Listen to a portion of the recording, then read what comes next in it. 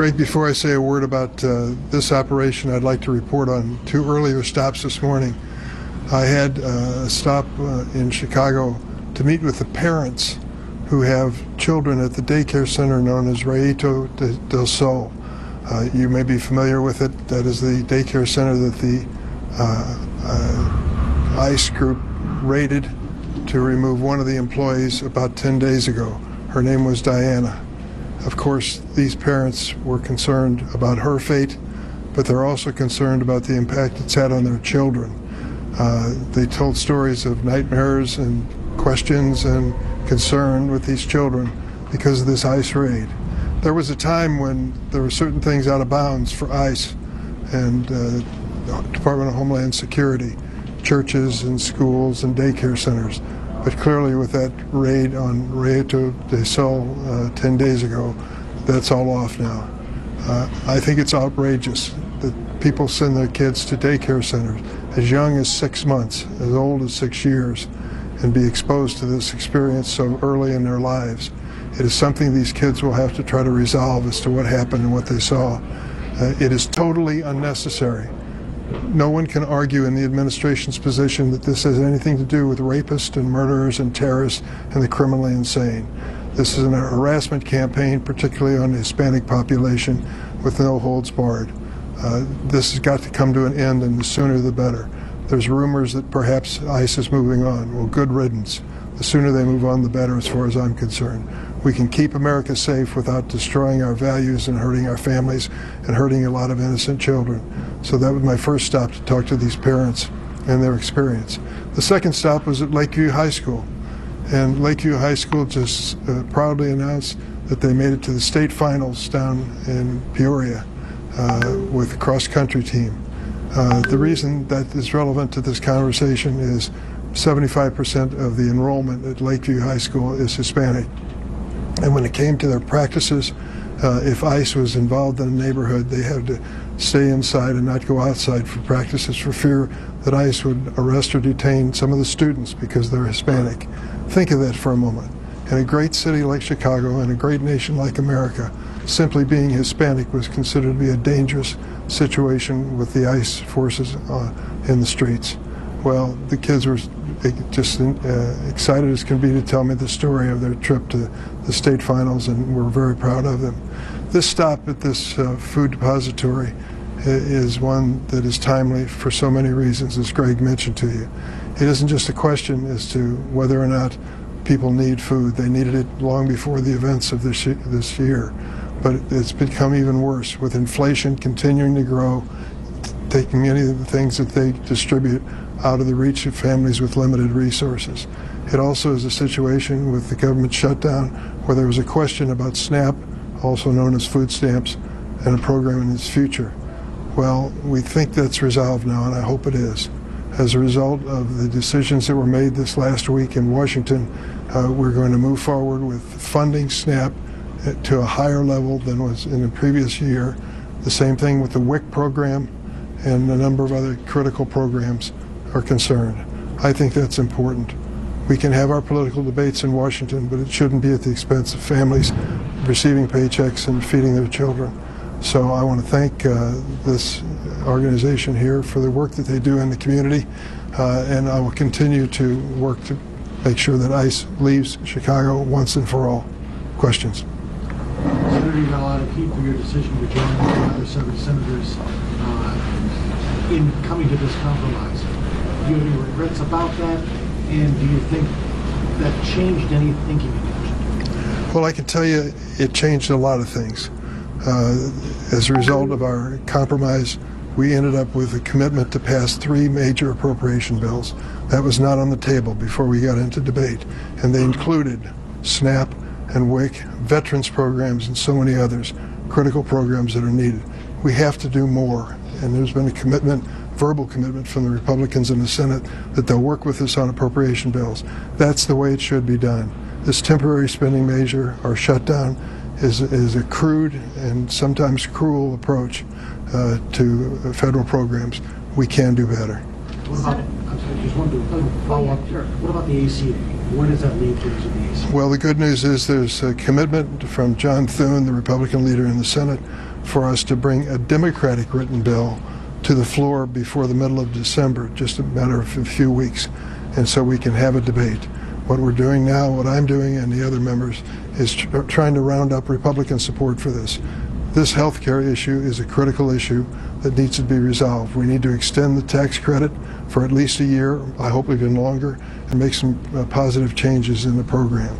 I cannot imagine trying to cope with medical challenges in a family without health insurance. I was there at one point in my own life, my family life. I'd never want to be there again. A couple of questions too, but even if a vote is brought up, Mike Johnson has already said he's not going to bring it up on the House side. So where does it go? I'm not sure he said that clearly. I hope he did not. But there was never a guarantee with a shutdown that we were going to have a law that's going to be enacted without the action of Congress. That's in the Constitution. It had to happen. I think we've set the stage for a bipartisan approach to this issue in the Senate, and I think we can build on that. There were many other things that were included in this agreement and compromise that I think will move us forward. The fact that these employees that were furloughed and RIF'd are going to be restored with back pay. I got on the phone yesterday to our air traffic controllers out at O'Hare. I can tell you at one point they sat down and literally wrote handwritten letters to me begging for me to end this government shutdown. They missed 2 paychecks and it was taking its toll. Many of them had family hardship as a result of it. So they understood, and I do too, that when you're going to use a political strategy, you've got to carefully measure the impact it's going to have on innocent people. Would you have made this decision if you were not retiring? Oh, I don't know. Running for re-election? That's like asking, would you be asking me a question if you weren't a reporter? I mean, I think it's the right thing to do. I know that a lot of my friends disagreed and said so, but that's up to them. They have to do what's right in their mind, and I did what was right in my mind. Senator, given the reaction against you and the other 8, what does that say about the state of the Democratic Party right now? Well, I don't think it's entirely negative. People feel strongly about the Trump administration and their policies, and they want to change it, and I agree with that. I think we disagreed on the approach, and I still think we share the same goal. But I mean, certainly the fact that, I mean, here you are, 8 veteran senators. You have the more progressive wing of the party seems to be the most vehement in condemning that action, as well as the 6 House members as well. I mean, does this further exacerbate kind of that divide that's going on within the party? It can, but I hope it doesn't. I hope that we can close ranks now, even though we had that fundamental disagreement, and work toward a common goal. The American people want a party elected that's sensitive to the reality of life in American families today. And that sensitivity relates directly to affordability and whether people can have the basics. When we fight, as we will, for health insurance, that is a critical element. We know that there are millions, literally millions of Americans who will have to face the prospects of eliminating health insurance because they can't afford it. So we're still dedicated as a party. Through the course of this shutdown, we have defined that as a major issue. It was very helpful in the last election we had a couple weeks ago, and I think it will be in the future. What does it say about the focus being on Chuck Schumer and the increasing calls for him to step down? Well, I can tell you, Chuck does an excellent job, and I believe he's in a solid position with the caucus. Does he have every vote every day? No. Hardly anyone would. But I think he's led us well, and I've talked to him both before and after my vote, and we're going to try to find ways, and we will find ways to work together. And you said he tried to persuade you to... Oh, yes. I went to him ahead of time before I announced my decision and told him what I was going to do, and he asked me not to. I told him I'd made up my mind, but I wanted to talk to him about it before I did it. Senator, do you believe the shutdown showed us some of the inherent problems with our traffic control system and the weaknesses with the FAA, the number of controllers we have, the kind of attrition rate, the people who are retiring, that kind of thing? Imagine, if you will, 14,000 air traffic control positions, 10,000 of them filled. Imagine that you are an air traffic controller called into work 6 days a week, 10-hour shifts. And imagine the tension and stress you face on your job. I mean, that is the reality of the air traffic control. Several members said behind closed doors, we're one air traffic accident away from ending this shutdown. We were running a risk there, and these men and women, wonderful as they may be, can only take so much. That was one of the major factors in my decision. What would you like to see done to fix the inherent problems that existed even before the shutdown took place? Well, there's so many of them, but I'd start with air traffic controllers. We need to train more women and men to serve in that capacity. And I for one, think I've seen enough of these government shutdowns. I think they're crude, and they're cruel, and they're innocent victims that we can't protect in that circumstance. And I want to assert my political belief. That's why I ran for office.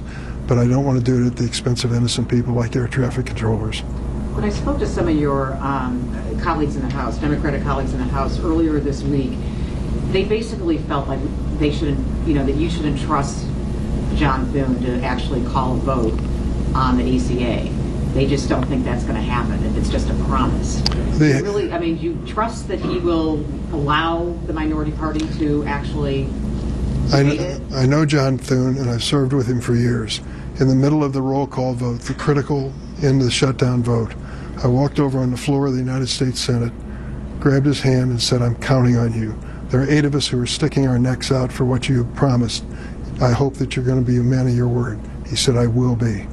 So we'll see. For those who are skeptical, they'll know in a few weeks whether or not he keeps his word. I think he will. Do one more Let me add quickly.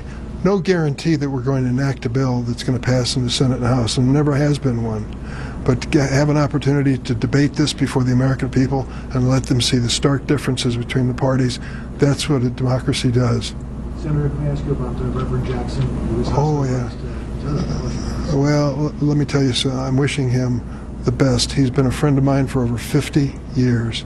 We've worked together all over the state, in Cairo, Illinois, in East St. Louis, Springfield, Chicago, and in other places as well. Jesse Jackson is my friend, and he has been. I disagree with him as other people have, but thank God we had him. He's been a real leader when it comes to civil rights in America. Okay, thank you all.